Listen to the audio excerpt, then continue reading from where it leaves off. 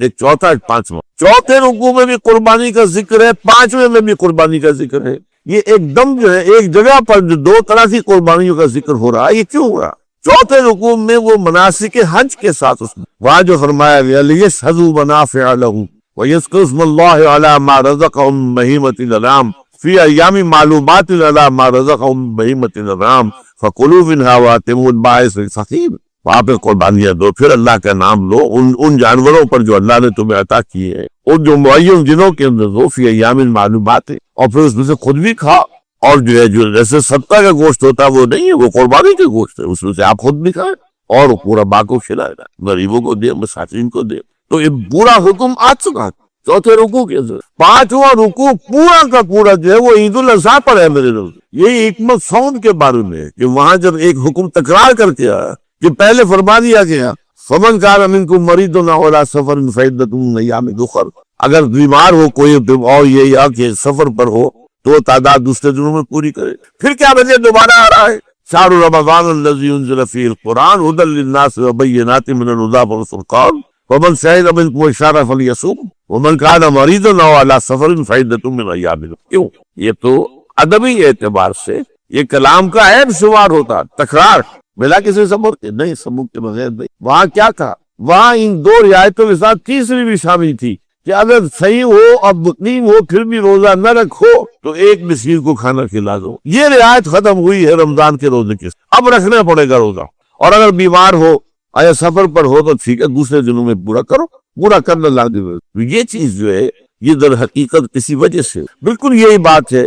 سورہ حج کے چوتھے رکوع کے اندر وہ جو قربانی ہے حج کے ساتھ اس کا ذکر آ چکا. اب سنیے یہ جو آ رہا ہے، فرمایا وَلِكُلِّ أُمَّةٍ جَعَلْنَا مَنْسَكًا، ہر امت پر ہم نے ایک جو ہے قربانی کا معاملہ نازل جو ہے فرض کیا.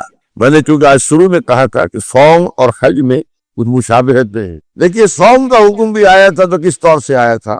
یا ایھا الذین آمنوا کتب علیکم الصیام کما کتب علی الذین من قبلکم لعلکم تتقون. اہل ایمان تم پر روزہ رکھنا فرض کیا گیا جیسے کہ فرض کیا گیا تھا ان پر جو تم سے پہلے تھے. یہاں پر اسی حوالے سے بات سو اے مسلمانوں، یہ قربانی صرف تم پر فرض نہیں کی جا رہی، یہ تو ہر امت پر، ہر نبی ہر رسول کی امت.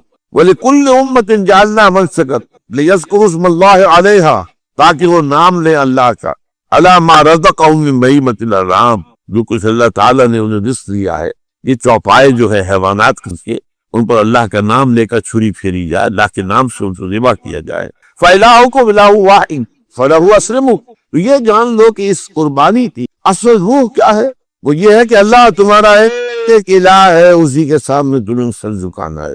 یہ روح تقوی اگر نہیں ہوگی تو یہ قربانی بے معنی ہو جائے. نماز و روزہ و قربانی و حج یہ سب باقی ہیں، تو باقی نہیں ہے. جب اللہ تعالیٰ کے ساتھ تعلق نہیں ہے تو یہ ساری چیزیں ریچولز بن جائیں. اب یہ بھی ہوتا ہے 20 25 ہزار کے بکرے جو ہیں وہ لوگ لیتے ہیں، پھر ان کو گھماتے ہیں پھراتے ہیں، ان کے اوپر ریشمی چادریں چڑھاتے ہیں، جو ہے وہ مہندی لگا کر بارہ وہ چیزیں جو ہے یہ اظہار اس طرح کا یہ تو پسندیدہ نہیں ہے. تو یہ تو لوگوں کو دکھانے کی بات اور اپنے پیسے کی جو ہے اپنی دولت کے اظہار کا ایک ذریعہ.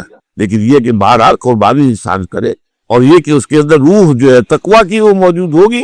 فَإِلَٰهُكُمْ إِلَٰهٌ وَاحِدٌ فَلَهُ أَسْلِمُوا وَبَشِّرِ الْمُخْبِتِينَ. اور اے نبی ان لوگوں کو بشارت دے دیجئے کہ جو اللہ کے سامنے جھکے رہتے ہیں، خشوع اور خضوع کی شکل اختیار کرتے ہیں. الَّذِينَ إِذَا ذُكِرَ اللَّهُ وَجِلَتْ قُلُوبُهُمْ، وہ لوگ کہ جب اللہ کا نام لیا جائے تو ان کے دل لرز اٹھتے.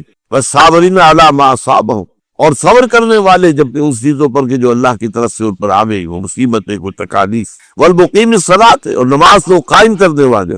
وَمِمَّا رَزَقْنَاهُمْ يُنْفِقُونَ، اور جو کچھ ہم نے انہیں دیا ہے اس میں سے خرچ کر دیا. یہ ایک نظام ہے پورا کا پورا جس آیت میں بیان کر دیا گیا، اس کا ایک جز ہے وہ یہ بھی ہے وَلِكُلِّ أُمَّةٍ جَعَلْنَا مَنْسَكًا. یہ قربانی کا معاملہ جو ہے یہ بھی ہم نے ہر امت کے اوپر فرض کیا، ہر امت جو ہے اس کے اوپر لازم کیا گیا، اور مسلمانوں آج تم پر بھی لازم کیا جا رہا ہے. وَالْبُدْنَ جَعَلْنَا لَكُم مِّن شَعَائِرِ اللَّهِ، اور یہ جو قربانی کے اونٹ ہے یہ خاص طور پر چونکہ عرب میں تو اونٹ کی قربانی ہوتی، دوسرے جانور تو وہاں کم ہوتے، اور بہرحال ان کی قیمتی بتا بھی اونٹ ہے. وَالْبُدْنَ جَعَلْنَاهَا لَكُم مِّن شَعَائِرِ اللَّهِ، یہ اللہ تعالیٰ کے شاعر میں سے یہ اونٹ جو ہے یہ قربانی کا اونٹ ہے، یہ مکے لے جایا جا رہا ہے. یہ بکرے اور یہ مینڈے جو ہیں یہ قربانی کے ہیں، یہ وہاں جا رہے ہیں. تو یہ بھی گویا کہ ایک طرح سے اللہ کی نشانیاں بن جاتی. ان کے حوالے سے اللہ تعالیٰ کا ایک تصور اور اللہ تعالیٰ کے ساتھ ایک ذہنی رشتہ قائم رہتا ہے۔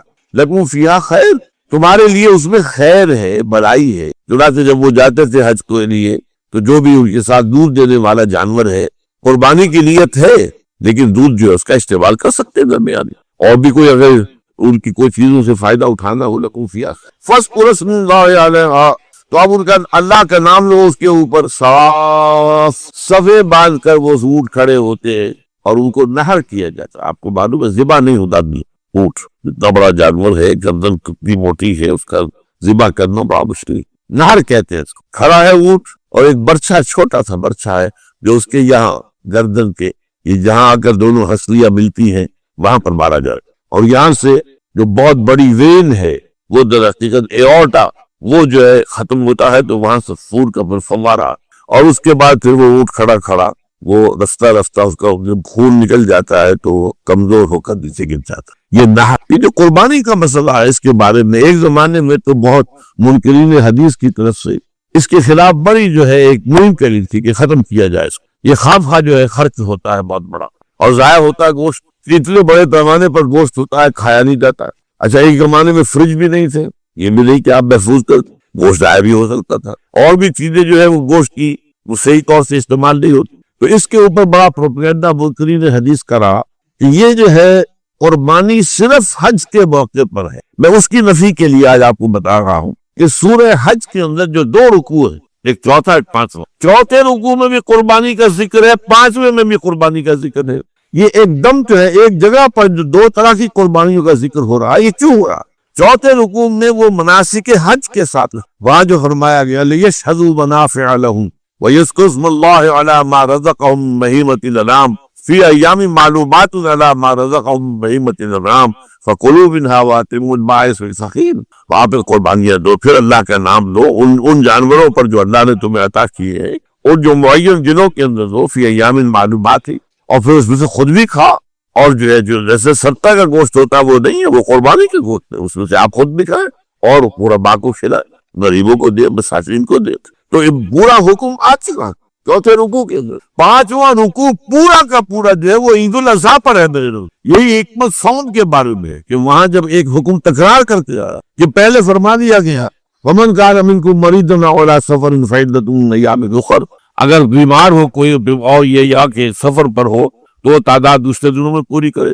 پھر کیا وجہ دوبارہ آ رہا ہے؟ شہر رمضان الذی انزل فیہ القرآن ھدی للناس وبینات من الھدی والفرقان فمن شہد منکم الشہر فلیصم ومن کان مریضا او علی سفر فعدۃ من ایام اخر۔ کیوں؟ یہ تو ادبی اعتبار سے یہ کلام کا عیب شمار ہوتا، تکرار بلا کسی سبب کے نہیں، سبب کے بغیر نہیں۔ وہاں کیا تھا؟ وہاں ان دو رعایتوں کے ساتھ تیسری بھی شامل تھی کہ اگر صحیح ہو اور مقیم ہو پھر بھی روزہ نہ رکھو تو ایک مسکین کو کھانا کھلا دو۔ یہ رعایت ختم ہوئی ہے رمضان کے روزے کے، اب رکھنا پڑے گا روزہ، اور اگر بیمار ہو یا سفر پر ہو تو ٹھیک ہے دوسرے دنوں میں پورا کرو، پورا کرنا لازم ہے۔ تو یہ چیز جو ہے یہ در حقیقت کسی وجہ سے ہو، بالکل یہی بات ہے سورہ حج کے چوتھے رکوع کے اندر وہ جو قربانی ہے حج کے ساتھ اس کا ذکر آ چکا۔ اب سنیے یہ جو آ رہا ہے، فرمایا وَلِكُلِّ أُمَّةٍ جَعَلْنَا مَنْسَكًا، ہر امت پر ہم نے ایک جو ہے قربانی کا معاملہ نازل وہ جو ہے فرض کیا۔ میں نے کیونکہ آج شروع میں کہا تھا کہ صوم اور حج میں کچھ مشابہت نہیں ہے، دیکھیے صوم کا حکم بھی آیا تھا تو کس طور سے آیا تھا؟ یا ایھا الذین آمنوا کتب علیکم الصیام کما کتب علی الذین من قبلکم لعلکم تتقون، اہل ایمان تم پر روزہ رکھنا فرض کیا گیا جیسے کہ فرض کیا گیا تھا ان پر جو تم سے پہلے۔ یہاں پر اسی حوالے سے بات ہو رہی ہے کیا مسلمانوں یہ قربانی صرف تم پر فرض نہیں کی جا رہی، یہ تو ہر امت پر، ہر نبی ہر رسول کی امت۔ وَلِكُلِّ أُمَّةٍ جَعَلْنَا مَنْسَكًا لِيَذْكُرُوا اسْمَ اللَّهِ عَلَيْهَا، تاکہ وہ نام لے اللہ کا، عَلَىٰ مَا رَزَقَهُم مِّن بَهِیمَةِ الْأَنْعَامِ، جو کچھ اللہ تعالیٰ نے انہیں رزق دیا ہے، یہ چوپائے جو ہے حیوانات قسم کے، ان پر اللہ کا نام لے کر چھری پھیری جائے، اللہ کے نام سے ان کو ذبح کیا جائے۔ فَإِلَٰهُكُمْ إِلَٰهٌ وَاحِدٌ فَلَهُ أَسْلِمُوا، یہ جان لو کہ اس قربانی کی اصل روح کیا ہے، وہ یہ ہے کہ اللہ تمہارا ایک الہ ہے، اسی کے سامنے تمہیں سر جھکانا ہے۔ یہ روح تقویٰ اگر نہیں ہوگی تو یہ قربانی بے معنی ہو جائے گا۔ اما بعد فقد قال اللہ تبارک و تعالی کما ضرب فی سورۃ آل عمران، اعوذ باللہ من الشیطان الرجیم، بسم اللہ الرحمن الرحیم، ان اول بیت وضع للناس للذی ببکۃ مبارکا وہدی للعالمین فیہ آیات بینات مقام ابراہیم ومن دخلہ کان آمنا وللہ علی الناس حج البیت من استطاع الیہ سبیلا ومن کفر فإن اللہ غنی عن العالمین.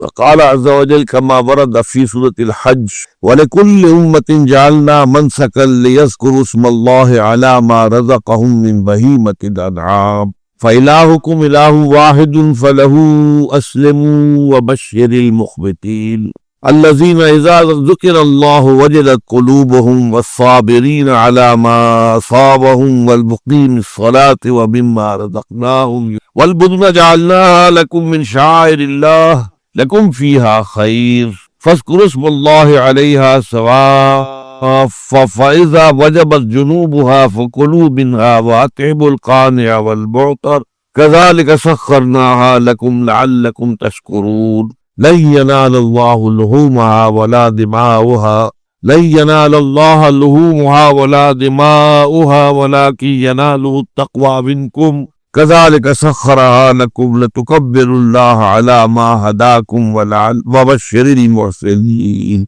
صدق الله العظيم. رب اشرح لي صدري ويسر لي امري واحلل عقدة من لساني يفقهوا قولي. اللهم ربنا الهمنا رشدنا واعذنا من شرور انفسنا.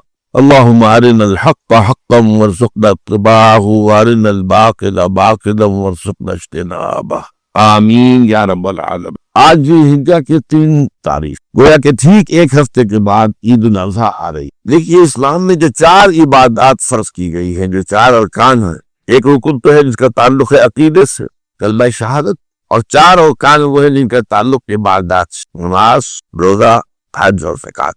ان میں ایک عجیب قسم کی تقسیم ہے، مثلاً 1 2 جمع 2 کی تقسیم بنتی ہے.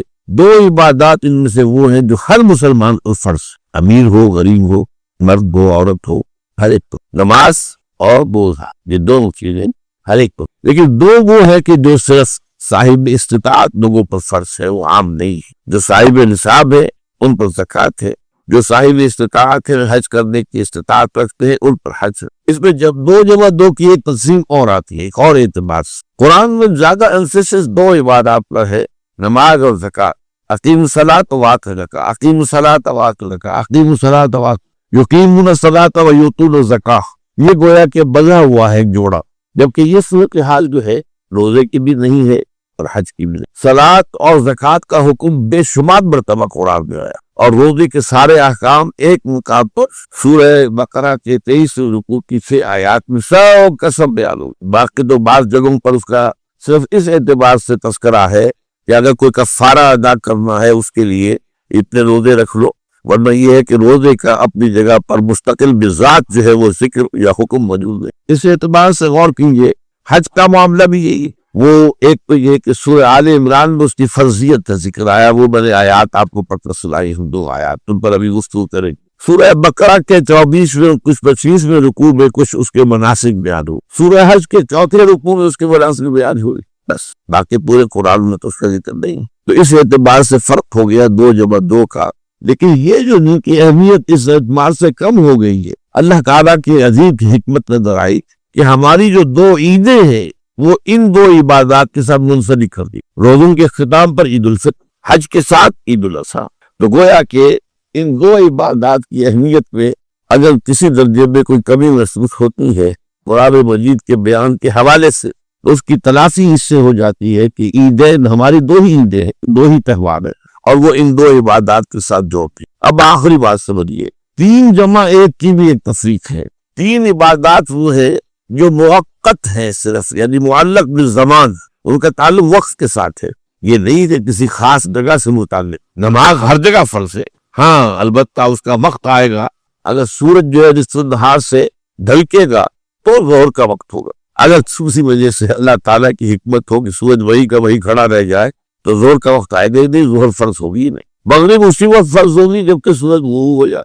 اگر کسی وجہ سے سورج غروب نہ ہو، اور کیا پتہ یہ ساری باتیں جو ہے قیامت کا جو زلزلہ آنے والا ہے اس میں یہ ساری ہی باتیں ہونے والی ہے. سورج مغرب سے طلوع ہوگا یہ تو وضاحت کے ساتھ کہا گیا ہے، تو مغرب کا وقت نہیں آئے. اسی طریقے سے رمضان کا مہینہ آئے گا تو روزے فرض ہو گئے۔ اس حوالے سے یہ زمانے کا تعلق تو ہے لیکن کسی مکان سے کوئی تعلق نہیں، لیکن عبادات کا سلسلہ بھی تقریباً مشترک ہے۔ نماز کی کوئی نہ کوئی شکل ہر امت میں، ہر رسول کی تعلیمات میں شامل، روزے کی کوئی نہ کوئی صورت، اس کے تفصیل قوانین مختلف تھے، اور یہود کا روزہ جو ہے یعنی شریعت موسیٰ کا وہ بہت سخت تھا ہمارے روزے کے مقابلے۔ اسی طرح جیسے ہمارے ہاں جمعہ ہے تو یہود کی شریعت میں ہفتے کا حکم تھا اور وہ بہت سخت تھا، پورے دن کاروبار دنیاوی مطلقاً حرام، جبکہ ہمارے ہاں صرف جمعے کی اذان سے لے کر اور نماز کے ادا ہو جانے تک کا وقفہ ہے کہ جس میں کاروبار دنیاوی عام قرار دیا گیا۔ اسی طرح فرمایا کہ یہ قربانی کا معاملہ بھی ایسا ہے کہ تم ہی پر لکھا گیا ہو اور تم ہی پر پڑھ دیا جا رہا ہو۔ وَلِكُلِّ أُمَّةٍ جَعَلْنَا مَنسَكًا، ہم نے ہر امت کے لیے اور ہر رسول کی لائی ہوئی شریعت میں قربانی کی کوئی نہ کوئی شکل رکھی، بلکہ یہ میں آپ سے عرض کر لوں یہ سادس شریعت تھی، یعنی حضور کی شریعت سے شریعت نوسری تھی۔ شریعت نوسری میں نماز سے بھی زیادہ زور قربانی پر تھا، یہی وجہ ہے کہ ان کی جو عبادت گاہ ہے اس کا نام ہی قربان گاہ ہے، گویا کہ قربانی جو ہے ان کے ہاں نماز سے بھی بڑھ کر تھی۔ ہمارے ہاں یہ قربانی جو ہے تو کم کر دی گئی ہے، اس کا جو معاملہ ہے اتنا نہیں رہا ہے جتنا کہ ثابت پر شریعت میں تھا، لیکن یہ تو اصولی اعتبار سے یہ تمام عبادات جو ہے وہ ہر رسول کی شریعت میں شامل گئی۔ وَلِكُلِّ أُمَّةٍ جَعَلْنَا مَنسَكًا لِيَذْكُرُوا اسْمَ اللَّهِ عَلَىٰ مَا رَزَقَهُم مِّن بَهِيمَةِ الْأَنْعَامِ، تاکہ لوگ اللہ کا نام لیا کرے چھڑیاں چلاتے ہوئے ان جانوروں پر، ان چوپایوں پر جو اللہ نے انہیں عطا فرمائے۔ یہ بھیڑیں ہیں، بکریاں ہیں، بکرے ہیں، گائے ہے، بیل ہے، اونٹ ہے، یہ سب اللہ عطا کرتا ہے۔ ثمانیت ازواج پورے نام میں فرمایا گیا، ان کا اللہ کا نام لے کر چھری چلائے، اللہ کے نام پر انہیں قربان کرے، اللہ کے نام پر جو ہے رسول بہائے۔ چنانچہ حضور کی ایک حدیث بھی ہے کہ آج کے دن عید الاضحیٰ کے بارے میں فرمایا کہ اللہ تعالیٰ کو سب سے زیادہ محبوب جو فعل ہے وہ احراق الدم، خون بہانا۔ یہ گویا کہ آج کے دن میں باقی تمام عبادتوں سے بڑھ کر فضیلت جو وہی عبادت کی ہے، احراق الدم، خون کا بہانا۔ اس حوالے سے خاص طور پر تذکرہ کیا گیا لِيَذْكُرُوا اسْمَ اللَّهِ عَلَىٰ مَا رَزَقَهُم مِّن بَهِيمَةِ الْأَنْعَامِ، تاکہ وہ نام لیا کرے اللہ کا چھریاں چلاتے ہوئے، قربان کرتے ہوئے ان چوپائے کو جو اللہ نے انہیں عطا کیے۔ لیکن یہ تو ظاہری شکل ہوئی قربانی کی۔ آپ یہ کہہ سکتے ہیں ہم نے بکرا قربان کیا، ہو سکتا ہے آپ نے 2000 3000 4000 کر لیا، ٹھیک، اتنے روپے کی قربانی ہو گئی، اور پھر کیا ہے واحد تمہارا مالک تمہارا حاکم بھی الہ ہے، اب اسی کی اطاعت کرو۔ یہ ہے عقل روح، مگر نہ صرف خون بہا دینے سے تو کچھ حاصل نہیں ہو۔ یہ تو اصل میں اپنے جذبات کی قربانی دینی ہے، اپنی خواہشات کی قربانی دینی ہے، اپنی امنگوں کی قربانی دینی ہے اللہ کے راستے میں۔ جیسا کہ آج میں اپنے خطاب جمعہ میں کہہ کر آیا کہ یہ کیا ہے، حضور سے پوچھا گیا ما ہذہ الاضاحی یا رسول اللہ، اللہ کے رسول یہ کیا ہے قربانیاں جو ہم دیتے ہیں، یہ کیا ہے؟ کچھ ہی ہے۔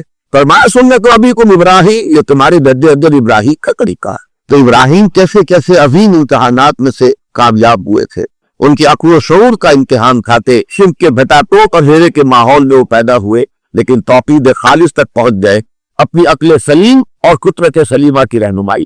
پھر ماحول سے ان کا ٹکراؤ ہوا ہے، جب انہوں نے بت چھوڑ دیے، چورا چورا کر دیے، وہ کھانے میں گھس کر، تو اب آپ اندازہ کیجیے بکرا میں یا بنارس میں ہندوستان میں اگر ایسا حادثہ ہو جائے کہ کیسی قیامت جو ہے واقع ہو جائے، وہ بھی پورا وجوب آیا ہے حضرت ابراہیم کے اوپر۔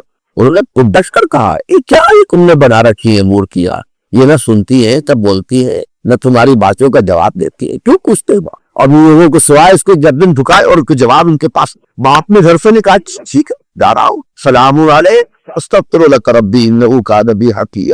بادشاہ کی ہاتھ طلبی ہو گئی، گویا کہ عزم اور ہمت اور استقامت کا امتحان قدم قدم پر ہو رہا ہے۔ پہلے عقل اور شعور کا امتحان تھا کہ خدا واحد کو پہچانو تو صحیح، الہکم الہ واحد، اس کو پہچانو تو صحیح۔ کہاں تمہاری نگاہیں ادھر گئی ستاروں میں اور چاند میں اور سورج میں اور بتوں میں، اور یہ کہ ایک اس وقت نمرود جو بادشاہ کا وہ بھی خدائی کا دعوے دار تھا، جیسے خرائن رسل تھے خدائی کے دعوے دار تھے، انا ربکم الاعلی کا دعویٰ تھا فرعون کا، ایسے ہی نماردہ نمرود اصل میں عراق کے بادشاہوں کا لقب تھا، جیسے کہ مصر کے بادشاہوں کا لقب فرعونہ، یہ نماردہ تھے۔ تبادیہ یمن کے بادشاہ تمبا تبادیہ، تو نمارے سب خدائی کے ڈیوائن رائٹس آف کنگز تو ہماری دور تک چلے آئے ہیں، تو فرینچ ریولوشن سے پہلے تک کی بات جو تھی، ڈیوائن رائٹس آف کنگز، بادشاہوں کے حقوق خدائی حقوق، جو حق خدا کا ذل اللہ سلطان جل اللہ کنگ، تو بادشاہ بھی ہوتا ہے تو اللہ کا چھایا ہوتا ہو، یہ ساری چیزیں دنیا میں تھی، لیکن یہ کہ بادشاہ کے دربار میں کھڑے ہو کر ڈنکے کی چوٹ کہا ہے کہ تو خدائی کا مدعی ہے،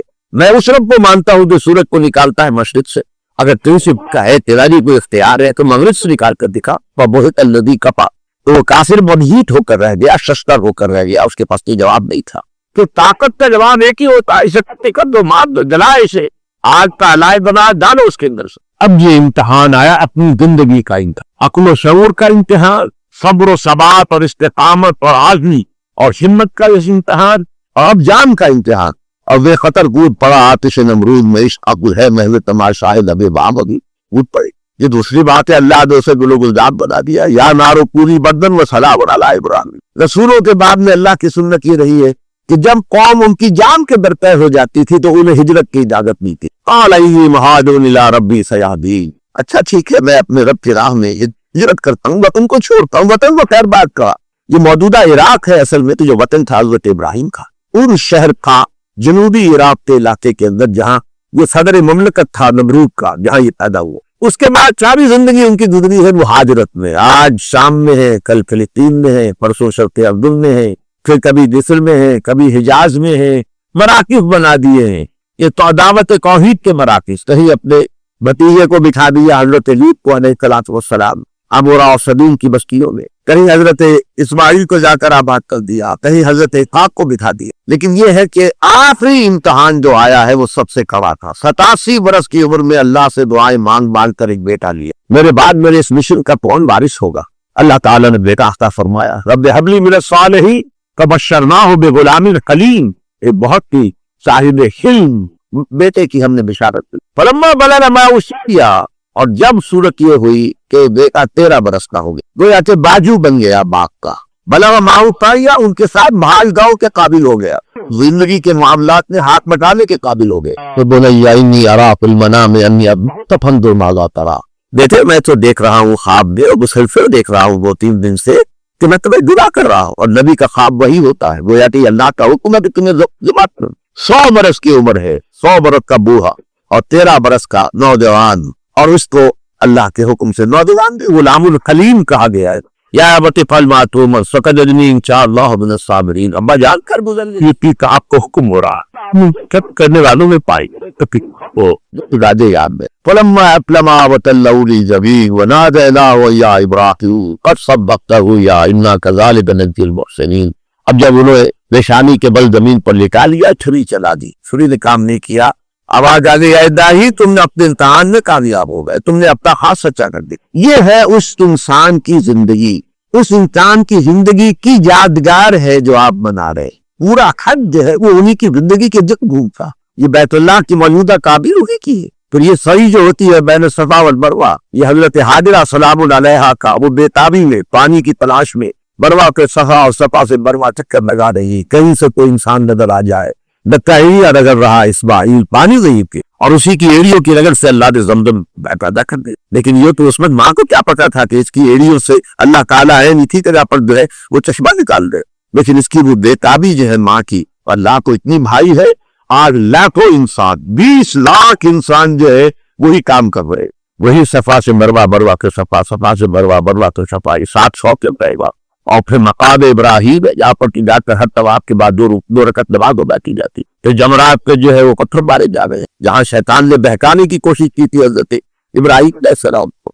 یہ سارا حج جو ہے الہی کی دی، ان کی یاد کا تازہ، اور اسی کی ایک یاد یہ ہے کہ جیسے انہوں نے اپنے بیٹے کو ذبح کرنے کے اوپر آمادگی کی، اللہ تعالیٰ کے حکم ہے تم بھی تو کچھ ذبح کرو، لیکن اس ذبح کرنے میں یہ جانور کا ذبح کرنا ٹوکن ہے، صرف نشانی ہے، علامت ہے۔ اپنے خواہشات کو ذبح کرو، اپنے جذبات کو ذبح کرو، اپنی امنگوں کو ذبح کرو، اپنی دنیاوی آرزوؤں کو ذبح کرو، اللہ کے لیے ہو جاؤ امتن۔ فرمایا الہکم الہ واحد فلہ اسلموا، تمہارا الہ تو ایک الہ ہے، بس اس کے لیے اپنا سر جھکا دو، اس کے سر اطاعت اس کے سامنے خم کر دو۔ وبشر المخبتین الذین اذا ذکر اللہ وجلت قلوبہم، اور اے نبی بشارت دیجئے ان لوگوں کو جو اپنے دلوں کو جھکائے رکھتے ہیں اللہ کے سامنے۔ خبتا اقبتا کہتے ہیں جھکا دینا کسی شے، تو اپنے آپ کو جو جھکائے رکھتے ہیں اللہ کے سامنے، الذین اذا ذکر اللہ وجلت قلوبہم، وہ کہ جب اللہ کا ذکر ہوتا ہے تو ان کے دل لرز اٹھتے ہیں، کانپ اٹھتے ہیں اللہ کی یاد سے، اللہ کے خوف سے۔ وَالصَّابِرِينَ عَلَىٰ مَا أَصَابَهُمْ، اور صبر کرنے والے ان تمام چیزوں پر، ان مصیبتوں پر، آزمائشوں پر، تکالیف پر، ابتلاؤں پر، جو بھی ان پر آئے۔ وَالْمُقِيمِ الصَّلَاةِ، اور نماز کے قائم کرنے والے۔ وَمِمَّا رَزَقْنَاهُمْ يُنْفِقُونَ، اور جو کچھ ہم نے انہیں دیا اس میں سے خرچ کرنے۔ گویا کہ پوری ایک بندہ مومن کی زندگی، اس کی جو اصل روح ہے وہ یہ اللہ کے سامنے توبل خرندہ، اللہ کے سامنے اپنے آپ کو دکھا دے گا، اپنی مرضی اس کی مرضی میں دم، اپنی خواہشات اس کی شریعت کے آگے ہیچ۔ جب تک یہ نہیں ہوتا، یہاں کر کے تن من دھن، ان صلاتی و نسکی و محیای و مماتی للہ رب العالمین، انسان جو ہے وہ گویا کہ پورا کا پورا اپنی زندگی کا مقصد یہ نہ بنا لے کہ میرا جینا اور مرنا اللہ کے لیے۔ ان صلاۃ، یقیناً میری نماز، و نسکی، اور میری یہ قربانی، لیکن پھر نماز و قربانی نہیں، وہ محیای و مماتی، اور میری زندگی اور میری موت للہ رب العالمین، اللہ کے لیے جو تمام جہان کا پروردگار۔ اب اس کے بعد پھر ذکر آیا انہی قربانیوں پر، بدنا جعلناہا لکم من شعائر اللہ۔ اب بالکل اب یہاں پر اصل میں لفظ بدن وہ کہتے ہیں جو قربانی کے اونٹ ہوتے ہیں۔ ظاہر بات ہے کہ عرب میں وہ سب سے قیمتی شے تھی، قیمتی مداد، تو بکری کی کوئی زیادہ قدر و قیمت نہیں تھی، تو اس کو اللہ فراق میں قربان کرنا، یہ گویا کہ خاص طور پر اس کا ذکر ہو رہا ہے۔ آپ کے علم میں ہوگا کہ حضور نے حجۃ الوداع میں 100 اونٹ نحر کیے ہیں، جن میں سے 63 آپ نے اپنے دست مبارک سے نحر کیے۔ نحر کہتے ذبح نہیں کہتے اس کو، ذبح کو آپ جانور کو گرا کر اس کی گردن پر چھری چلاتے تو یہ ذبح، تو اونٹ کے ساتھ یہ معاملہ نہیں ہوتا، اونٹ کھڑا ہوتا ہے اور ایک برکھا جو ہے اس کے یہاں مارا جاتا ہے، یہ سینے کی ہنی سے اوپر لبن تھجیے حصہ ہے، اس کے برچہ بات ہے، جو بڑی وید ہے وہ جو بعد جو اس کے جو سمجھیے کہ شریان ہے اس میں سے خون کا فوارہ چھوٹتا ہے۔ جب خون بہت سا گر جاتا ہے تو پھر اب وہ جو کمزوری ڈوپ ہوتا ہے اونٹ کو، تو وہ بیٹھتا ہے، بیٹھ کر ایک طرف کو لڑک کر، اور اس کا ایک پہلو پر جا کے ٹک جاتا ہے، اسی کا پتکرا بھی آ جائے گا۔ لیکن یہاں اس سے نراج طرف اونٹ نہیں ہے، بلکہ یہ تو جو بھی جانور قربان تم نے کیا ہے اللہ کی راہ میں، کیونکہ اللہ کے نام پر ہے اور سنت ابراہیمی اور ملت ابراہیمی کی بھی مطابق ہے، لہذا یہ بھی اپنی جگہ پر شاعر اللہ میں تھے۔ شاعر کسے کہتے ہیں؟ شعور سے بنا، جس چیز سے کوئی شعور تازہ ہو جائے، جاگ جائے، اجاگر ہو جائے، روشن ہو جائے، لوگ اس شے کے لیے، اس حقیقت کے لیے شاعر، خانہ کعبہ شاعر اللہ میں سے، قرآن کب سے بڑا شاعرہ ہے اللہ کا، شاعر اللہ میں سب کو بڑا شاعرہ، یہ انسان کے اندر جو دورمنٹ معرفت ہے اللہ کی، اسے اجاگر کرتا ہے، ابھارتا ہے، نمایاں کرتا ہے، سطح پر لے کر آتا ہے۔ اسی طرح ان قربانی کے جانوروں کو بھی ہم نے تمہارے لیے شاعر بنا دیا۔ وَالْبُدْنَ جَعَلْنَاهَا لَكُمْ شَاعِرِ اللَّهِ لَكُمْ فِيهَا خَيْرٌ، تمہارے لیے اس میں خیر ہے۔ قُرْشْمَ اللَّهِ عَلَيْهَا ثَوَابٌ، تو لو اللہ کا نام ان پر، یعنی ان اونٹوں پہ بچہ چلاتے ہوئے اللہ کا نام لو، ثواب کے لیے قطار میں کھڑے کر کے۔ یہ نقشہ ہے اصل میں جو حجۃ الوداع کا معاملہ ہے کہ 100 اونٹ کھڑے تھے ایک قطار میں، اور روایات میں یہ آتا ہے، اور بہرحال ہم چونکہ اصولی طور پر یہ جانتے ہیں کہ اللہ تعالیٰ نے حیوانات کو بھی شعور عطا کیا ہے، یہاں تک کہ جمادات کو بھی شعور عطا کیا، سوکھی لکڑی کو بھی شعور عطا کیا۔ تو وہ اونٹ جو ہے ان کے بارے میں روایات یہ آتا ہے کہ بجائے اس کے کہ جبکہ ایک اونٹ نہر کیا جا رہا تھا دوسرا بھٹکتا، وہی کھڑا ہے، اور بلکہ اس کے آگے بڑھ کر اپنی گردن جو پیش کر رہا ہے محمد رسول اللہ صلی اللہ علیہ وسلم۔ یہ اپنی ایک بات ہے، اور یہ یقیناً فلسفی کو منکر حناناس، اب ہوا سے انبیاء بیگاناس۔ حنانا جو ہے وہ در حقیقت کیا تھا؟ آپ جا کے ہیں، جب ہتے گئے ہیں، عمرے پر گئے ہیں، ایک سکون حنانا ہے مسجد نبی کے اندر، وہ کیا ہے؟ کسی کی یادگار ہے کہ مسجد نبی جب ابتدا میں بنی کوئی لمبت تو تھا نہیں، تو صرف یہ لکڑی کا ایک سکون تھا، حضور اس کی ٹیک لگا کر خطبہ دیتے۔ ظاہر بات ہے تقریر کرتے ہوئے کسی شے کا سہارا ہو، یا عصا ہو یا کوئی اور شے ہو، آج کل آپ جو ہے سامنے روشن رکھتے ہیں تو ٹیک لگاتے، کچھ عرصے کے بعد پھر وہ بن گیا ممبر۔ اب جب ممبر پر حضور کھڑے ہوئے ہیں خطبہ دینے کے لیے، تو اس میں سے وہ سوکھی لکڑی کے ستون میں سے ایسے آواز آئی جیسے کوئی بچہ بلک بلک کر رو رہا، حنین کہتے بچے کے رونے، اتنی وہ سکون حنانا کہلاتا، وہ سکون جو اس فراق میں کہ میری آج یہ بدنصیبی ہے کہ محمد رسول اللہ مجھ پر ٹیک لگایا کرتے تھے، آج میری سعادت سے محروم ہو گئے۔ تو مولانا حضور نے فرمایا فلسفی کو منکر حنانا، کہ فلسفی عقلی آدمی ہے وہ تو نہیں مانے گا، کیسے ہو سکتا ہے؟ سوکھی لکڑی ہے، اس میں کہاں سے شعور آ گیا، کہاں سے اس کے اندر یہ کیفیت پیدا ہو سکتی ہے؟ ناممکن ہے۔ منکر حنانا، اب ہوا سے انبیاء بیگانہ، اس کی وجہ یہ ہے کہ وہ انبیاء کے حالات میں جانتا ہی نہیں کہ معاملات جو ہے بڑے مختلف ہوتے ہیں نبیوں. اس اعتبار سے ان اونٹوں کا معاملہ بھی تھا کہ ہر اونٹ جو ہے وہ آنے بڑھ اپنی گردن پیش کا باز. تو فرمایا قُسْمُ اللَّهِ عَلَيْهَا سَوَاءً فَإِذَا وَجَمَتْ جُنُوبُهَا، جب اتنا خون بہ جائے کہ وہ کمزوری کی وجہ سے ایک طرف کو لٹ جائے، کُلُوا مِنْهَا وَأَطْعِمُوا الْقَانِعَ وَالْمُعْتَرَّ، تو آپ کھاؤ اس میں سے اس کے گوشت کو، اس کو پھر ذبح کیا جاتا ہے تو اس کا گوشت بنایا جاتا ہے. کھاؤ گوشت کو تم بھی ان بھی. اور یہ کہ جو بھی اور ہے قانع بھی معتر بھی. قانع وہ ہے جو بھوک کی وجہ سے بیٹھے ہوئے تو ہیں، مضبحی تو ہیں لیکن ہاتھ پھیلانے کے لیے باہر نہیں نکلے ہوئے، انہیں تو خود تلاش کیا کرو. کون ہے ایسے حاجت مند کے جو باعزت ہیں، ان کے اندر عزت نفس ہے، وہ ماننے کے لیے سامنے نہیں آتے ہیں. لا یسألون الناس الحافا، جیسے سورہ بقرہ میں فرمایا گیا، وہ ڈپٹ کر لوگوں سے نہیں سوال کرتے تھے کہ زبردستی ان سے کچھ نہ کچھ نکلوانے، نہیں، وہ اپنی عزت نفس کو لے کر بیٹھے رہتے. یہ ہے قانع. اور معتر وہ ہے جو مسترد ہو کر نکل آئے اور مان رہے. اور یہ نوٹ کر لیجیے اصل میں کہ اس قربانی کے معاملے میں ایک خاص طور پر دیکھیں پہلے رکوع میں دیا آیا ہے فَكُلُوا مِنْهَا وَأَطْعِمُوا الْبَائِسَ الْفَقِيرَ، کھاؤ اور جو بھی ان میں فقراء ہے وہ ہمارا ان کو بھی کھانا کھلاؤ، ان میں گوشت بات دو. تو اس کا سبب اصل میں یہ ہے کہ یہ قربانی جو ہے اس جگہ کے رہنے والوں کا سب سے بڑا ذریعہ معاش تھی، کیونکہ یہ خانہ کعبہ تو اس وادی میں تھا جس میں کوئی چیز پیدا ہوئی تھی. لِبَادٌ غَيْرُ ذِي زَرْعٍ، کوئی زراعت وہاں تھی نہیں، کوئی شے اگتی نہیں تھی، گھاس کا تنکا تک نہیں تھا. اور وہاں تو یہ تھا کہ اس حد کو اللہ نے ذریعہ بنایا. لوگ آتے تھے دور دراز سے، تو ہر جگہ کے میوے چلے آ رہے ہیں. کوئی کہاں سے آ رہا ہے، دماغ کا میوہ لے کر آ رہا ہے. یجبا الیہ ثمرات کل شیء، ہر طرح کے میوے جو ہے اس زمین کی طرف پیچھے چلے آ رہے ہیں. آج بھی آپ کو ہر وقت آج ہر دنیا کے کونے کا ہر پھل مل جائے گا مکہ مکرمہ میں. جب چاہیے دن یجبا الیہ ثمرات کل شیء، اس کی طرف کھینچے چلے آتے ہیں ہر شے کے جو ثمرات. پھر یہ کہ پھر اس کی وجہ سے دل بھیڑیں بکریاں پالتے تھے. یہ ہے کہ ان کا سیزن لگتا تھا کہ حاجی آتے سے تو اچھے دام دے کے خریدتے تھے، ان کے لیے ذریعہ معاش بنا. پھر حاجی بھی ظاہر نہ آتا کہ وہ سب کچھ جو ہے وہ سارا خود تو نہیں کھا کرتے، تو یہ لوگ گوشت کھاتے جی تھے اور اس کو سکھا کر رکھتے تھے اپنے پاس، اور وہ ان کے لیے گویا کہ توشہ بن کا تھا پورے سال بطن کھا. اس لیے فرمایا فَكُلُوا مِنْهَا وَأَطْعِمُوا الْقَانِعَ وَالْمُعْتَرَّ كَذَلِكَ سَخَّرْنَاهَا لَكُمْ لَعَلَّكُمْ تَشْكُرُونَ. اسی طرح ہم نے ان چوپایوں کو تمہارے لیے مسخر کر دیا ہے تاکہ تم شکر بجا لاؤ اللہ تعالیٰ کا. لیکن پھر دیکھیے جیسے پہلی آیت آئی تھی، ہم نے قربانی کا معاملہ ہر امت پر لادوں کی، لیکن اس کے بعد اصل وہ کیا تھی؟ فَإِلَٰهُكُمْ إِلَٰهٌ وَاحِدٌ فَلَهُ أَسْلِمُوا وَبَشِّرِ الْمُخْبِتِينَ الَّذِينَ إِذَا ذُكِرَ اللَّهُ وَجِلَتْ قُلُوبُهُمْ والصابرین علی ما اصابهم والمقیم الصلاۃ ومما رزقناہم ينفقون. یہ کردار تمہارا جو ہے بن جانا چاہیے اس پیکر کے اندر. تمہاری پوری شخصیت، تمہاری پوری سیرت جو ہے کہ ساکے میں ڈل جانی چاہیے. اب اس کے بعد پھر دوبارہ اگر قربانی کا ذکر آ گیا تو اب پھر فرمایا لن ینال اللہ لحومها ولا دماؤها. دیکھو تمہاری ان قربانیوں کا نہ گوشت اللہ تک پہنچتا ہے نہ خون. گوشت تم کھا لو گے، کچھ غربا کھا لیں گے، کچھ غربا آپ کے پاس اللہ کر دے گا. اور آج کے علاقوں مال کھالے بھی استعمال ہوتی ہیں، گوشت بھی کھایا جاتا ہے. روبے جو کہلاتی ہیں اس کی آنتیں، اس سے بھی تانت بنتی ہے.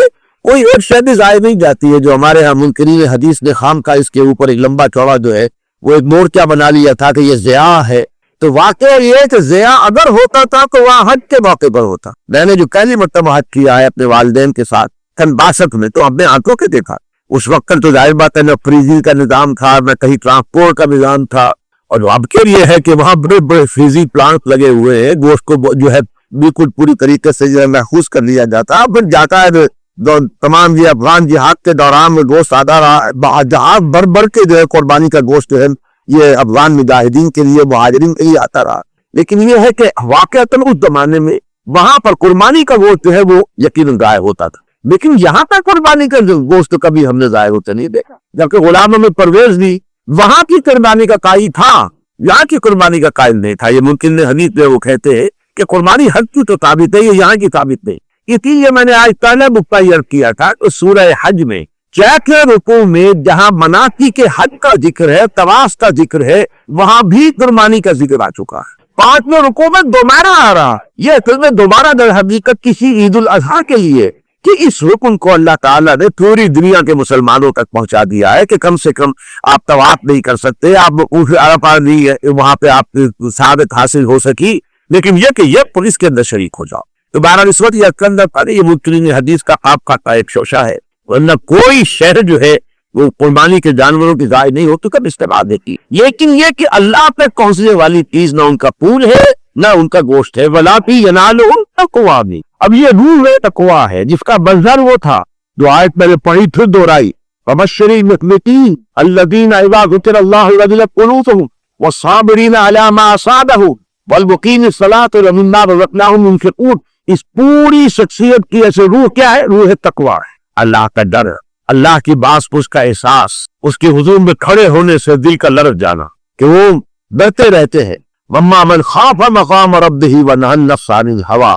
وہ کہ جتنے جو ڈرتا رہا اپنے رب کے حضور میں کھڑے ہونے سے کہ ایک دن کھڑے ہونا ہوگا اور جواب دہی کرنی ہو، اور اسی کی وجہ سے جو اس نے اپنی خواہش سے نفس کو ہو کے رکھا، تھامے رکھا، اپنے نفس کو برائیوں سے گوشت کر رکھا. تو فرمایا لَن يَنَالَ اللَّهَ لُحُومُهَا وَلَا دِمَاؤُهَا وَلَٰكِن يَنَالُهُ مِنكُمْ كَذَٰلِكَ فَكَّرَهَا لَكُمْ لِتُكَبِّرُوا اللَّهَ عَلَىٰ مَا هَدَاكُمْ. اور اسی طرح اللہ تعالیٰ نے ان قربانی کے جانوروں کو تمہارے لیے مسخر کر دیا ہے تاکہ تم كَذَٰلِكَ فَكَّرَهَا لَكُمْ لِتُكَبِّرُوا اللَّهَ عَلَىٰ مَا هَدَاكُمْ تاکہ تم اللہ کی تکبیر کرو اس ہدایت کر سے جو اس نے تمہیں عطا کی. اور لوگ کیجئے تکبیر کے دو معنی. تکبیر کے معنی اللہ اکبر کہنا بھی ہے. جب آپ نے کہا اللہ اکبر یہ تکبیر ہے، آپ نے اعلان کیا کہ اللہ سب سے بڑا ہے. چنانچہ آپ نے دیکھا کہ سورہ بقرہ میں جہاں روزے کا رمضان کا ذکر ہے اس کے بعد بھی لِتُكَبِّرُوا اللَّهَ عَلَىٰ مَا هَدَاكُمْ، اور یہاں بھی لِتُكَبِّرُوا اللَّهَ عَلَىٰ مَا هَدَاكُمْ. تو اس پر عمل کی ابتدائی شکل یہ ہے کہ عیدین کی نماز کے لیے جاتے آتے تکبیریں پڑھنا مسنون ہے. اللہ اکبر لا الہ الا اللہ واللہ اکبر اللہ اکبر وللہ الحمد. 4 مرتبہ اس میں تکبیر آئی ہے. ایک مرتبہ جب آپ کی پوری دہراتے عبارت جاتے ہوئے بھی پڑھو آتے ہوئے بھی پڑھو. اور جو دوگانہ عید ہے چاہے وہ عید الفطر ہے چاہے عید الاضحیٰ ہے اس میں 6 تکبیرات کی ادا کی. 3 تکبیریں جو ہے پہلی رکعت میں ہوتی ہے سورہ فاتحہ سے پہلے اور 3 تکبیریں ہوتی ہے دوسری رکعت میں رکوع سے قبل. 6 تکبیرات زیادہ. لیکن یہ تکبیر کی ابتدائی شکل ہے.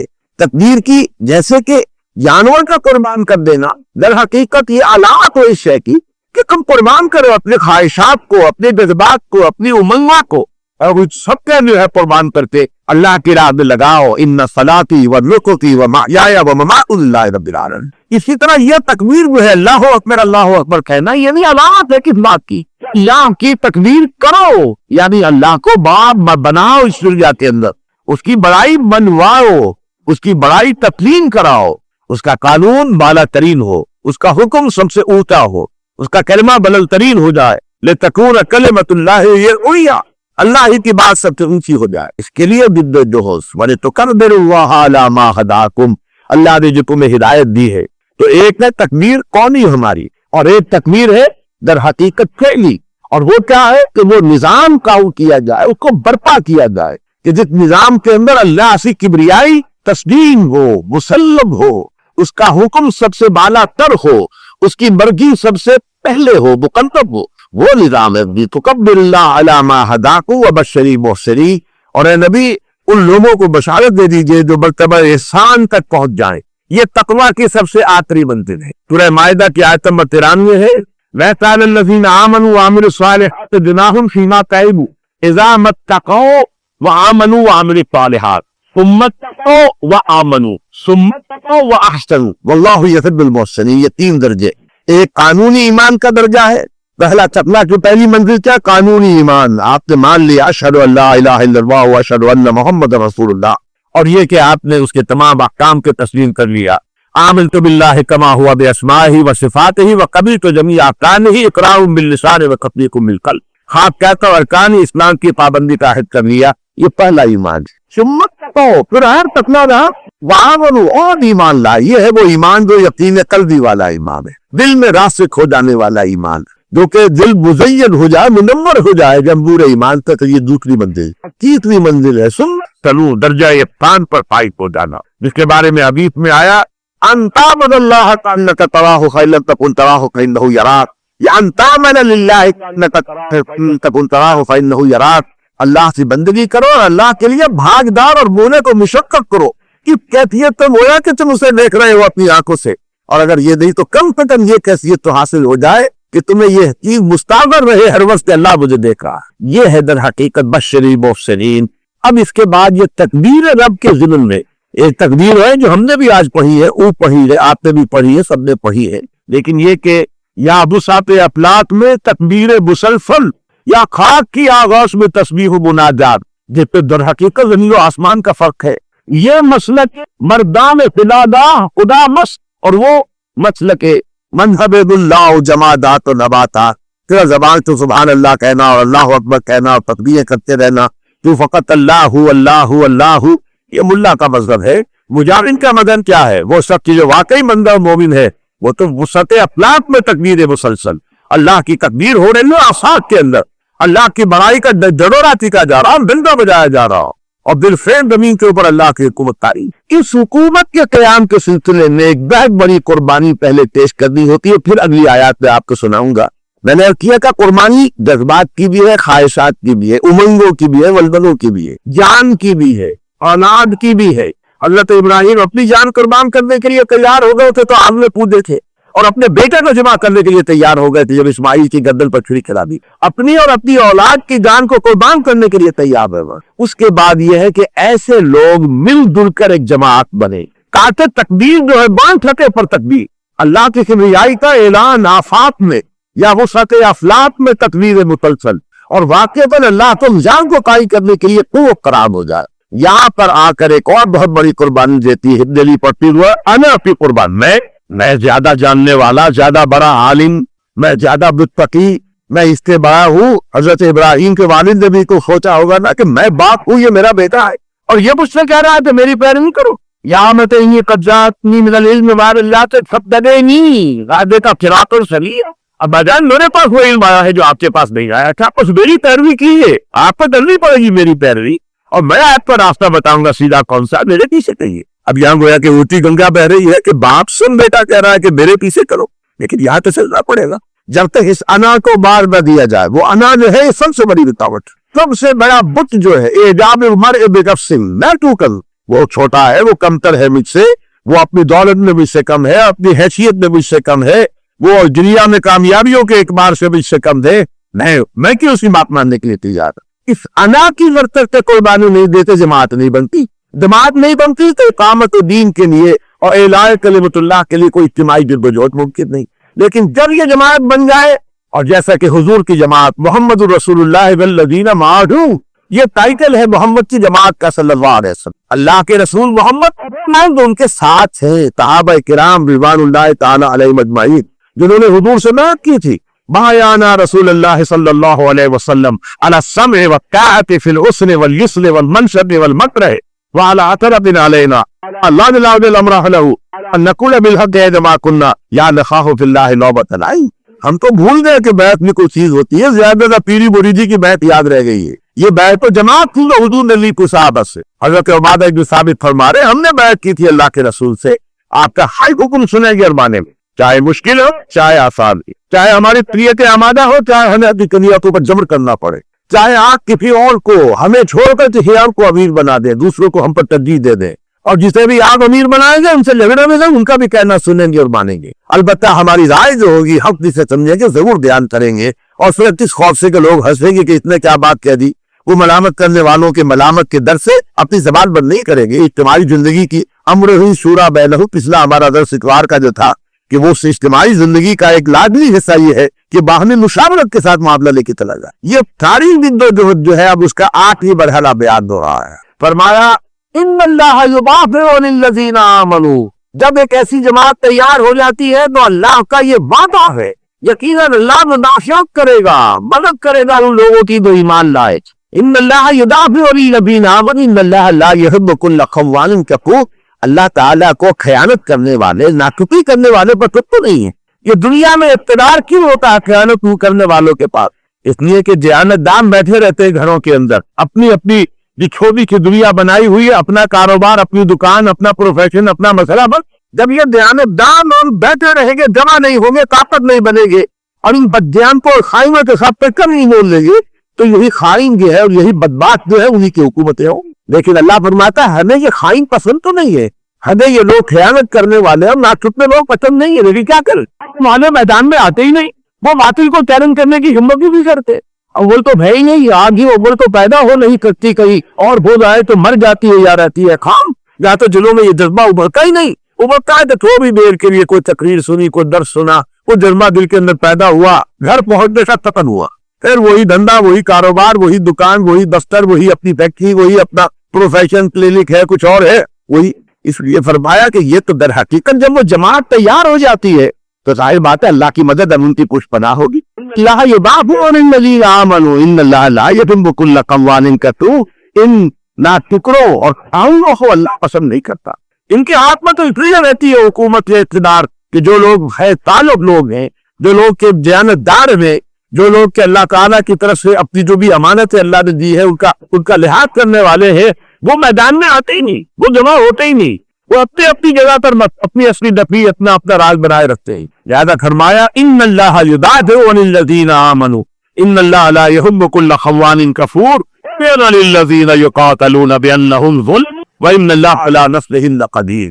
اب یہاں کو اس نے اجازت دی گئی، یہ خیل مجہول ہے، اس کو نوٹ کر لیجئے کہ وہ تقدیر اور رب کی جدوجہد ہو رہی تھی 12 برس تک، بلکہ سارے 12 برس تک مکے میں حکم یہ تھا کہ اے مسلمانوں، اگر تم پر تشدد ہو، انہیں ستایا جائے، انہیں مارا جائے، یہاں تک کہ تمہیں زندہ آگ میں جلانے کی کوشش کی جائے، تمہیں انگاروں پر بھونا جائے، تب بھی تم ہاتھ نہیں اٹھاؤ گے، کوئی جوابی کارروائی نہیں کرو، کفو ایدیکم، اپنے ہاتھ بندے رکھو، تمہارے ہاتھ نہیں اٹھے۔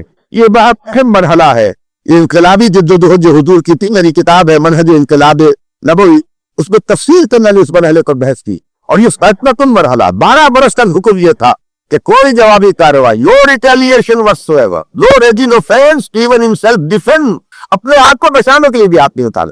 لیکن اس کے بعد ہجرت کے بعد اب انہیں کہا گیا اب تمہارے بھی ہاتھ کھول دیے گئے، دو عید، اب تم جوار دو، عید کا جواب کھو کے دو، قاتلوا فی سبیل اللہ الذین یقاتلونکم، اور جنگ پڑے اللہ کی راہ میں ان سے جو تم پر جنگ کر رہے ہیں۔ وہ ہے یہ آیت للذین یقاتلون۔ یہ آیت در حقیقت حضور کی انقلابی جدوجہد میں 5ویں مرحلے کے، بلکہ چاکو مرحلے کے 5ویں مرحلے میں داخل ہونے کی علامت۔ پہلا مرحلہ دعوت، دوسرا مرحلہ تنظیم، تیسرا مرحلہ تزکیہ، چوتھا جو انتیموں کے ساتھ چلتا رہا ثمر محض، کوئی جوابی کارروائی نہیں، criminal persecution without any retaliation۔ اب آیا 5واں مرحلہ، یہ ہے اب ایکٹیو ریزسٹنس، چیلنج کرو، آگے بڑھو، مادشہ درویشی درفاد دمادم زن، وہ 4 مرحلے جو ہے وہ تو اتمال یہ ایک دوسرے میں جمع کر دیے، بانشہ درویشی درفاد دمادم زن۔ مکے میں ذل ہو رہا تھا، درویشی ہے، آپ کے گالی دے گیا تب بھی آپ خاموش ہے، اسے دعا دے رہے ہیں اللہ اس کو ہدایت دے۔ کسی نے کوئی اور کام کیا تو جنہیں پتھر مارا، ٹھیک ہے، اللہ سے دعا کر رہے، لیکن یہ جو اور مرحلہ آ رہا ہے وہ درویشی کا دور اب ختم ہو گیا، اب وہ طاقت فراہم ہو گئی۔ وہ لوگ جنہوں نے اپنی انا کو جمع کر لیا اور محمد رسول اللہ کے ہاتھ میں حاملے بھی ہوتے جو حکم دینے کریں، یہ اپنی انا کو ذبح کیے بغیر نہیں ہو سکتا تھا۔ بڑی قربانی انا کی قربانی ہوتی، جو اتنے صحابہ نے جب انا قربان کر دی، جو حکم آپ دیں گے آپ تمہارا طلب حکم آپ دیں۔ لہذا اب مرحلہ آ گیا اگلا کہ اب عادت ہو، ماں نشتہ درویشی درفاظ دمادم جم، پختہ شمی خود رائے برکھلتنت جم زن، جب تیار ہو جاؤ، میچور ہو جاؤ، پختہ ہو جاؤ، تو اب اپنے آپ کو سلطنت جم پر دے مارو، ٹکرا لو اپنے آپ کو۔ یہ تکرار ہے جو مدینے میں آ کر شروع ہوا ہے۔ اس کے لیے یہ آیت ہے اذن للذین یقاتلون بانہم ظلم، ان لوگوں کو آج اجازت دی گئی جن پر جنگ مسلط کی گئی ہے، یقاتلون بھی اس کی اطراعت ہے، جو قتل کر رہے، قتال کر رہے اللہ کی راہ میں، اس لیے کہ ان پر ظلم کیا گیا۔ وَإِنَّ اللَّهَ عَلَىٰ نَصْرِهِمْ لَقَدِيرٌ، اور یقیناً اللہ ان کی نصرت پر قادر ہے، اللہ ان کی مدد کرے گا، اللہ ان کے پشت پناہ ہو۔ الَّذِينَ أُخْرِجُوا مِن دِيَارِهِمْ بِغَيْرِ حَقٍّ، یہ لوگ، یہ مہاجرین کو اپنے گھروں سے نکال دیا گیا ناحق، اللہ یقولوا ربنا اللہ، سوائے سے جرم کہ ان کا کوئی جرم نہیں تھا، یہ لوگ تھا ہمارا رب اللہ، وَإِلَٰهُكُمْ إِلَٰهٌ وَاحِدٌ فَلَهُ أَسْلِمُوا وَبَشِّرِ الْمُخْبِتِينَ۔ یہ جرم کا اوسط کے جرم کھا نہیں، نہ انہوں نے چوری کی تھی، نہ ڈاٹا ڈالا تھا، نہ کوئی بدکاری کی تھی، معاذ اللہ ثم معاذ اللہ ثم معاذ اللہ۔ وہ تو اس معاشرے کا کریم تھے، تو کریم لوگوں کے سیرت و کردار کے اعتبار سے دشمن نہیں مانتے تھے کہ ان کا دین کی سیرت، ان کا کردار، ان کے اخلاق کی بلند کریم، لیکن یہ کہ کس جرم کی پاداش میں نکالے گئے۔ الا ان یقول ربنا اللہ ولولا دخل اللہ الناس بعضهم ببعض لهدمت صوامع وبیع وصلوات ومساجد یذکر فیہا اسم اللہ کثیرا۔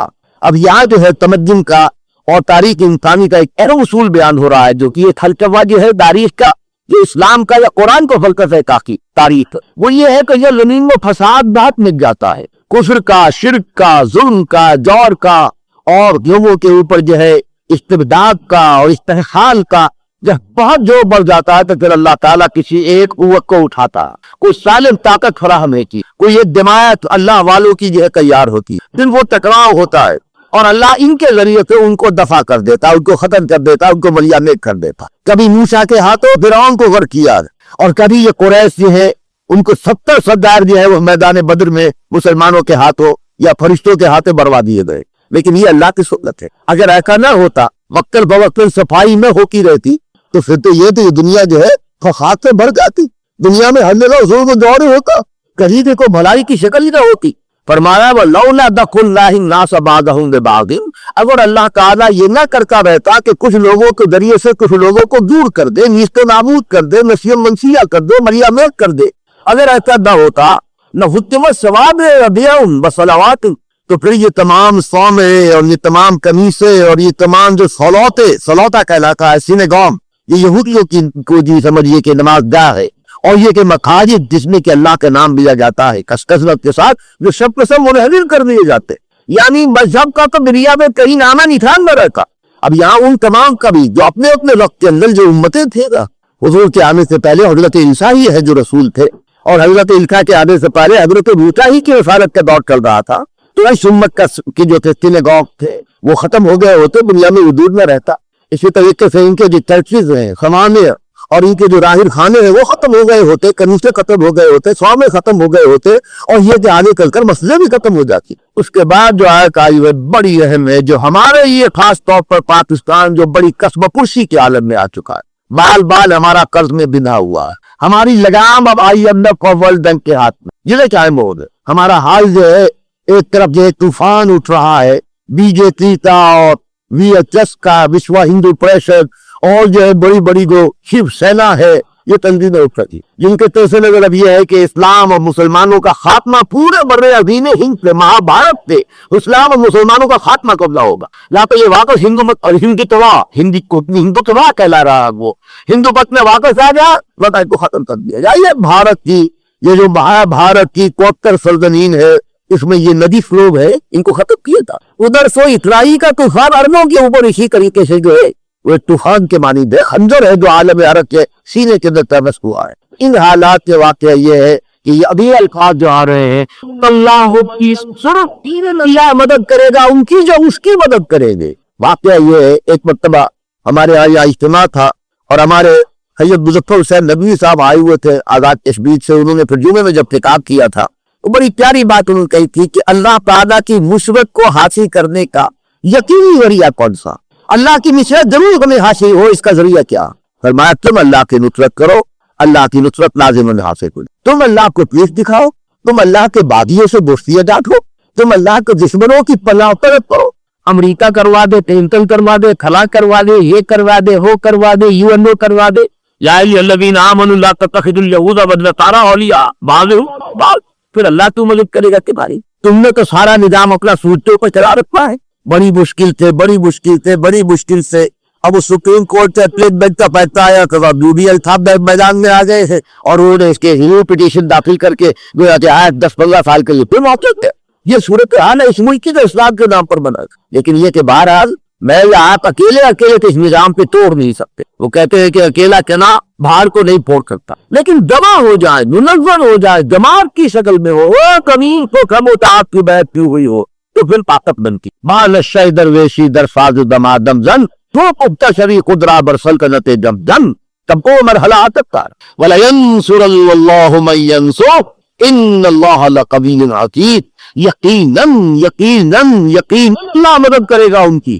عربی زبان میں اس سے زیادہ تاکید کا کوئی اسلوب نہیں ہے، پہلے مضارع سے پہلے لام قطع کے ساتھ جبر کے ساتھ لا، اور آخر میں نون تشدید کے ساتھ لَيَنْصُرَنَّ لَأَفْعَلَنَّ، میں لازم کروں گا، یا برے بنہو لازماً اسے ماروں گا، لاقتلنک یہ کہا تھا حابیل کا بھی یہ کہا تھا حابیل کے لاقتلنک میں لازماً تمہیں قتل کر دوں گا۔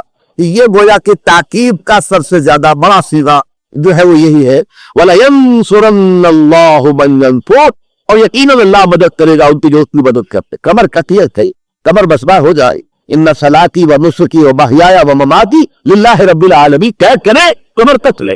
ان اللہ لقوی عزیز، یقیناً اللہ قوی ہے طاقت والا ہے، قوت والا ہے، عزیز ہے، زبردست ہے، اس کے آگے تو کسی اور میں اختیار نہیں ہے، تو جس کو اس کی مدد حاصل ہو جائے اس کے ہی شکست کیسے ہوگی؟ فرمایا اِن ينصركم اللہ فلا غالب لكم، اے مسلمانوں اگر تم اللہ سے مدد کرو تو تم پر کوئی غالب نہیں آ سکتا۔ ظاہر بات ہے اللہ اگر اللہ مدد کر رہا، اگر اللہ تمہاری مدد کرے گا تو کوئی تم پر غالب نہیں آ سکتا۔ وَإِن يَخْذُلْكُمْ، اور اگر اللہ تمہارا ساتھ چھوڑ دے فَمَنْ ذَا الَّذِي يَنْصُرُكُم مِّن بَعْدِهِ، تو کوئی کار ہے جس کے بعد تمہاری مدد کر سکے گا۔ ہم نے اللہ کو چھوڑا ہوا تھا 1971 میں، امریکی بحری بیڑے کی توقع ہو رہی تھی آئے گا آئے گا آئے گا، وہ نہیں آئے۔